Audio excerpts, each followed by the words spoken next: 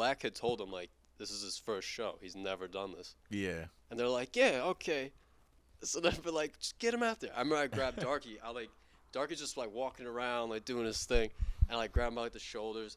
Dude doesn't even jump, nothing. Like, I'm not even trying to scare him, but like, it's just funny how like he just kind of walks around. He's just like, I'm acting like he just walks around like a fucking like a dud, but he just walks around just like chilling, like, and I grab him. I'm like, don't hate me if I fuck this up. He's like, this man turned around. He's like, you're not gonna fuck this up, bro. He's like, you're fucking amazing. Dabs me up, and I'm like, you're probably right. I'm like, you're probably right, bro. And then I went. You're overthinking it at that time? And then I'm sitting there. I'm like jumping up and down. I'm like, okay. I'm like, all right. And as soon as they're like, once you welcome, Biff, whatever, and like, and the whole crowd was like, wah, and as soon as I heard that, my stomach just like dropped. I was like, oh fuck! I was like, holy shit! I'm like, this is Oh, gonna. no. I'm like, I don't know. I was like, it's like, it felt like when if you're on like a roller coaster and they're about to start that shit, and you're like, stop the ride, stop the ride, stop the ride. And you're like, no, no, no, no, no. And then I got up there. And I'm like shaking, bro. I'm like, holy fuck. I'm like, okay. A lot of people out there. Yeah, and I'm like looking, and I'm like, all right, I gotta keep like talking, I gotta keep like whatever. So I'm like, I like to entertain people. Like I like to make people laugh, whatever. So I'm like, I'm gonna treat this like a comedy special. So like in between songs, I'm gonna be like, I'll like crack some jokes, whatever. Fuck it. If some people laugh, they do. If they don't, then tough crowd, whatever. I'm like, I just need to be comfy. So I was like, and I had my boy up there, Van was up there in like a Hawaiian shirt, which was the greatest thing. He was like, everyone's dressed in black, and he's dressed in like this Hawaiian shirt. I'm like, and that's his personality, bro. It's like the greatest thing ever. And I was like, all right, I'm like, who?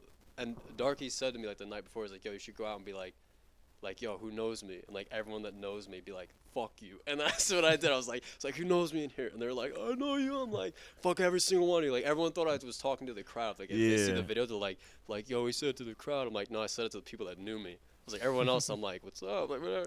But by the end of it, like it was weird because you had like people pointing like cameras on you, people like trying to touch you, and I'm like, they don't even like know who I am, but they're like, yo, he's performing, so like, it's cool. I'm like, all right. I mean, a lot of them might have like picked up on it. Cause, maybe, yeah. I mean, did you perform any songs with any of them? With Black, yeah. That was like the ending song. I was like, we have to do Pain Script at the end. I was like, I have to bring you out. I was like, it's the first time. It was the first time I met him in person. People are gonna expect that too, especially the Spider Gang show. And then we did that in Jersey too. I just came out for Pain Script for his set. And it was like, and that show was different because when they were like Biv, whatever, and people were like, oh shit, and then we just started the song. Like, people actually knew me. I was like, oh, this is actually cool. After a few different like messages and emails of people like telling you to kill yourself, you're just like, I just respond. I'm like, I'm working on it. Like that's all I say.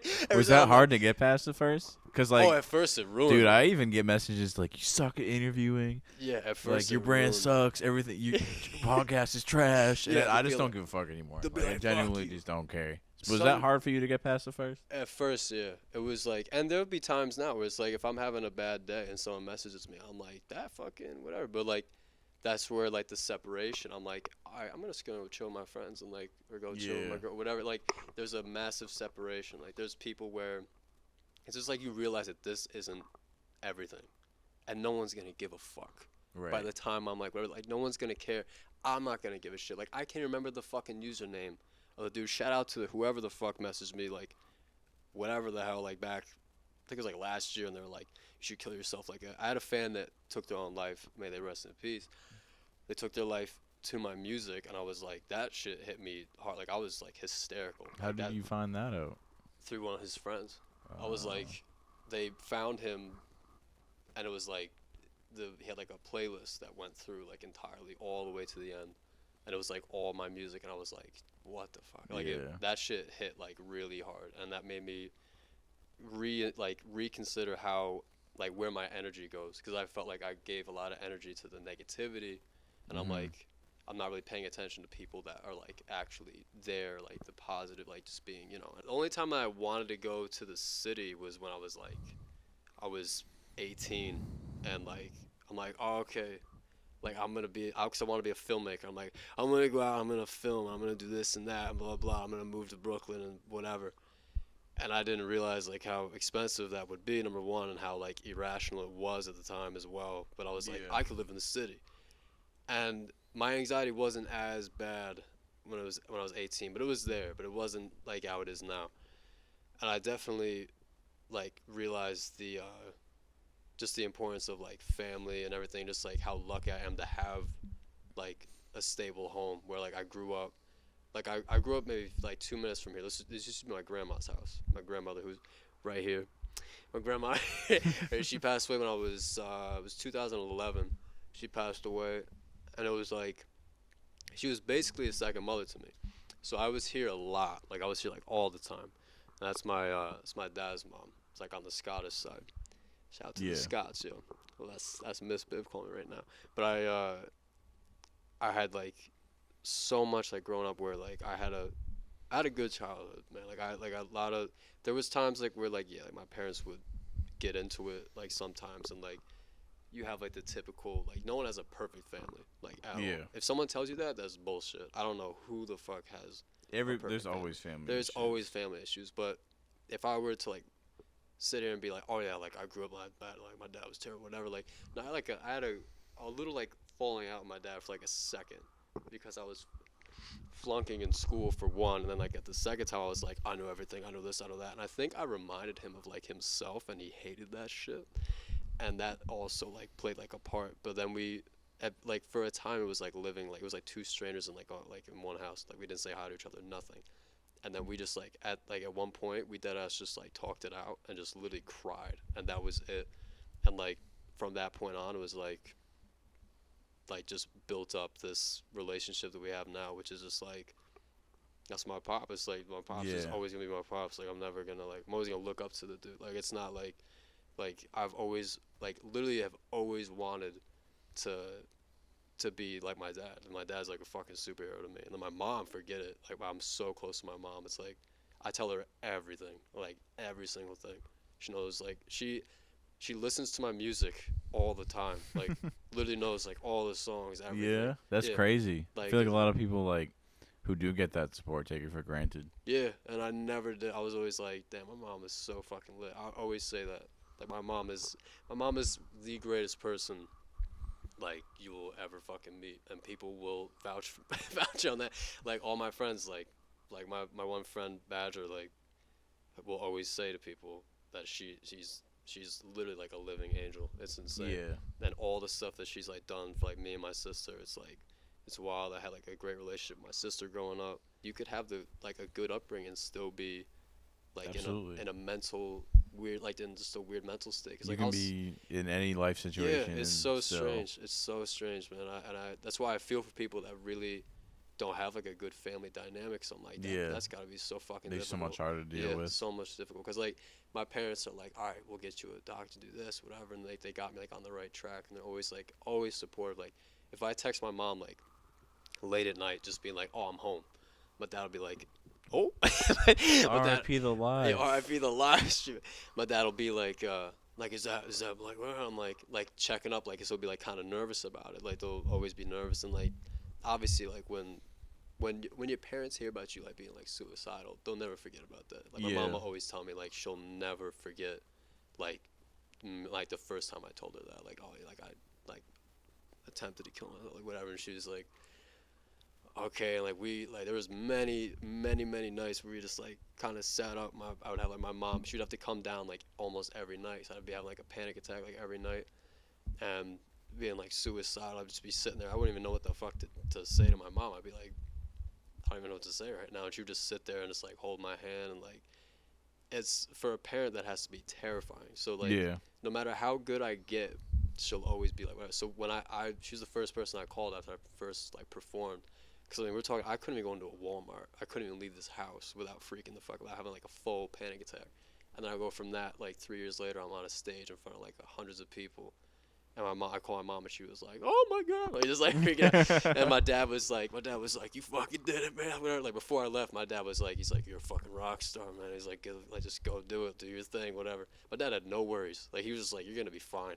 Like I was like, that gave me like so much confidence. I was like, thanks, Dad. I don't drink. I can't. I do not like Yeah. it. Plus, I have emetophobia, which is like a severe fear of puking. So like, no alcohol okay. at all. Gotcha. Which is also that's a big thing of mine. I'm like, if I ever get like a good enough voice, I'm speaking on emetophobia because a lot of people have that shit and are so afraid to talk about it Mm-hmm. because you're like you're afraid of that. Like what the fuck? Like you just feel like What's that fear like though? Is there like, do you like, I don't know, get lightheaded or whatever, and then you start to think about, oh shit, I'm gonna like. it's a loss of control. It's so much deeper than like just the fear of puking. It's a loss of actually being in control of your body. Where you're like, okay, because you have no control over that. Your body's going Yeah. to make you do it regardless of whether you like it or not.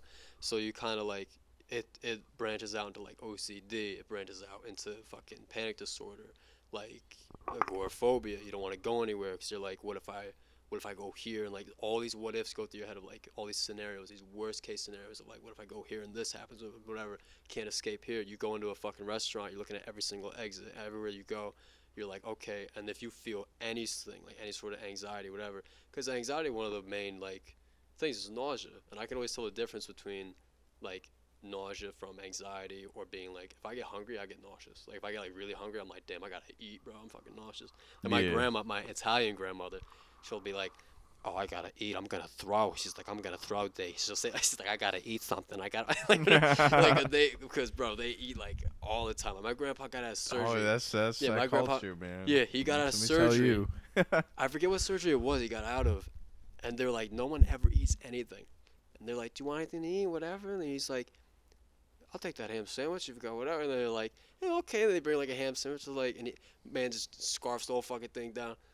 And they're like, "Oh, you need anything like any towels?" He's like, "I'll take another ham sandwich if you got it, whatever." I was like, "What the fuck?" And they were like, "No one is." They were like, "I've never seen anybody do this. Like, I've never seen anyone do that." So it's like, yeah, the fear, it's anyone that has it can easily relate, but anyone that doesn't, it is hard to understand. Remember, I told Bad Lad about it, and this motherfucker researched it, which like brought like a damn near a tear to my eye, because I was just like, I was like, yeah, this is what I have. He's like, yeah, I looked this up and like researched. He's like, that fucking sucks. He's like, that really sucks, man. I was like, yeah, it's not fun. I was like, but I've learned to like deal with it, and it's been there Yeah. since I was like in third grade. Really, it's like been there for like a while, and it just like deeply roots itself. It gathers a blueprint. You just kind of have to like learn to like deal with it and kind of let go, and it's like it's definitely difficult, like more difficult at times, and you have to just recognize like, all right, this is anxiety doing this, and I'll survive. Like I'll be all right. It's not the end of the world. Because people be like, when I'm panicking, they'll be like, "You're not gonna die." I'm like, I kind of want to right now. I'm like, I don't like. It's not about me. I'm not afraid of dying right now. Like I kind of Yeah. want to die, bro. Like it's not that. Like trust me. Like it's all good. Like So I it don't- kind of ties into like panic yeah, attacks and yeah. stuff, like, It's like yeah, anxiety. panic attacks, everything, Gotcha. all of it. So it's like emetophobia. It played into the fucking show and shit. Like before I get on stage, I'm like, what if I get up there and fucking this stuff? Like I can't even say it without knocking on motherfucking wood. Like you have Yeah. to do shit. Like I was doing rituals and everything. Like you know that movie How to Train Your Dragon? Yeah, yeah, That was yeah. a comfort movie for me. Really? For a long time. I played that shit on my monitor for 3 years straight as an OCD thing. So I was like, if I turn this off, something bad's gonna happen. Or if I do this in a weird way, something terrible's gonna That's happen. crazy. There was so many different rituals, and I had to work my way slowly out of that. And I used like different like what the fuck, it was cognitive behavioral therapy. So I was like, all right, I have to actually like get my shit, like slowly work my way out of it. So like what makes me uncomfortable, do little bits of it. So I would like go out, like a lot of my friends, one of my friends Badger like forced me out. We're like, all right, we're going out this, like I'm taking you out, we're going, like we're not staying in your house, we're going out in public. And I'd be sitting there, you can only like get a fucking coffee, and I'm sitting there like freaking out on the fucking bed. But I'm like, all right, let me figure out like what do I feel, what's the sensations, Yeah. and why am I feeling it. And then from doing that, it's like it just got easier and easier and easier. It's like repetitions. It fucking sucks and it's hard, but it's not impossible. Like if I could do it, anybody can do it. So I'm like, and you think it's impossible because it feels fucking impossible. Yeah. Like Kamar would be on the phone with me while I'm driving around because he'd know I'd be uncomfortable. He's like, he'd be on the phone like, "You're doing good, man, doing whatever." And it's like, it's just crazy to think about that. I met him through, do you know Deadmain, the producer? Nah. That's another Chris. That's it. Chris is everywhere. Sorry, Chris. I didn't. I know. I don't know if he's even going like that. That I put his name out there. But I need to hit him up because he's a good fucking dude, man. He's so Yeah. and a great producer. And I met him and like Killybola, all of them. But I met Deadmain first. Then I met Killybola, and then I met Cam. And me and Cam sat in fucking a Call of Duty lobby, just talking for like 4 hours, like running around, like in the lobby where they had it was like Call of Duty World War II or some shit. And they had like a fucking lobby you could just run around with your character, and we were just running around, like going prone, like just whatever, while we were talking. Like we were just like, it was so fucking funny. But like that was it, and we just talked whatever. And we even like, it was me, Kamar, Kilibola, and Deadman like had a falling out because I pushed a lot of people away, and like in a very toxic way. And we had like a falling out for a second. People like, you guys beefing, you guys whatever. I'm like, not really. I'm like, we're not really beefing. Like they were pissed for all like good reasons. And this is why I love them so much, because they were like after a while, like the love never like left, and Cam never spoke an ill word about me throughout the entire time. Never said a bad thing. He about seems my like name. the type of person that you'd have to do a lot for him to He speak would ill never. of you. He'd You know never. what I mean? I've never heard him speak shit on anybody. He doesn't talk Bro's shit. just so. I remember because he knows I love Zelda. Yeah. Massive Zelda fan. He Yeah. had the Zelda knife, and I Bro, pulled he to his has house. He just every gave it to fucking me. thing. He has like the original Guitar Hero. I'm like, what the fuck? I'm like, how the fuck did Massive you get that? Yu-Gi-Oh card Yeah, collection. he's like, yeah, I found it at a fucking garage sale. I'm like, how the fuck did you do that? But like, Bro's like a dildo on his fan. Yeah. He's fucking hilarious, bro. He is so fucking funny, and like everyone, like him, like Black, fucking. It's so weird calling him Black, but it's like him, Black, like but it's just everyone that I've met they've all had an inspiration on my work and like everything, and whether I've had a falling out with anyone, like anyone, like I have love for like everybody. There's really no one that I hate in the industry. You gotta evolve. You have to, you know, that's a big thing. And like Bad Lad, which I can't speak on a lot, but all the shit he's working on right now is like the best shit I've ever heard. You can even that's good. That's good to hear. It's the best shit I've ever But heard. you can see in the music that he has out too. It's been like that, like from Project Jinkurichi, however the fuck you pronounce it. I'm sorry if I butchered that, bro. I don't even know. I ain't even gonna try and butcher it, bro. To like the newer shit he did, like where you guys did Tablecloth, and Yeah. he did the singles run that he did with Darky. Yeah. Like he's at like such an the quality is upped in his music And so substantially from the first project. Bro, it's so much more like cinematic the way he's doing it, and he really wants to like bring across like a message, and he's evolving as an artist, which I always knew he would do, because he's rare, man. I forget how fucking young he is. I forget how young he's like 22. Yeah, I'm like, Jesus Christ, bro. I'm like, the fucking potential. I was 19, and I was like, I told my friends it was a joke that I was doing it, and my one friend that I met, his name's Tyler, but he went by Griswold, and he rapped, and he was so fucking good. Probably still is fucking amazing at rap, and like had all these inspirations to like MF Doom and like fucking, I mean like so many inspirations, like people that I can't even name off 'cause I don't even know the fucking artists. Like he knows his shit. And he would be like, yeah, like we met in we worked in seafood together, and he's like, yo, like come back to my house, bro, and we'll like, you know, just whatever, like just chill. And we were chilling, and he's like, you want to like fuck around, like make a song, whatever. I was like, okay. And I just started like singing, and he's like, shit, like whatever. And I started like rapping, and he was like, it was trash. Like I was like terrible at it, but he was like, he could like see something, and he was like, yeah, let's try this or try that. And the first time I ever recorded was at his house, I'm pretty sure. Like I recorded like an actual thing, and the fucking song was called like Lobster or something. No, you'll never find it, so don't try and fucking look for it. It's fucking terrible. And I remember he just like told me, he was telling like all this shit about like just his own experience with it, and just like how he goes about it. And like I was dealing with heartbreak at the time, so I was like, I needed to like, that's where I felt like I need to like prove myself of like, I want to do this. And I always knew I would regret music. Like I would regret not doing music if I didn't try it. Like now I have no regrets. Like I could stop music right now and be like, I'm good. Like that was like I did everything that I wanted to do. Yeah. I performed. I've put out like albums where people can't even fucking keep up, because it's like so many albums, like and I could easily just be like, all right, good. And now I've done an interview, so like that, like boom, check the Checking boxes check the boxes off, like check it off. But it's like that's pretty much where it got me into it. Was like he was a big inspiration to me, and he's still like, I still have so much love for that motherfucker. Like shout out Griswold, that motherfucker made me. That motherfucker he made Biv. He gave me my fucking name. Who That's gave me crazy. the name Biv. How'd that happen? We got like 1 minute left, but Yeah. real quick, how'd that? That was we were gonna be Roy G Biv. He was gonna be Roy G and me Biv. Oh, okay. And then I was like, I just kind of want to do like solo. And he's like, that's good, but keep the name Biv because you look like Biv.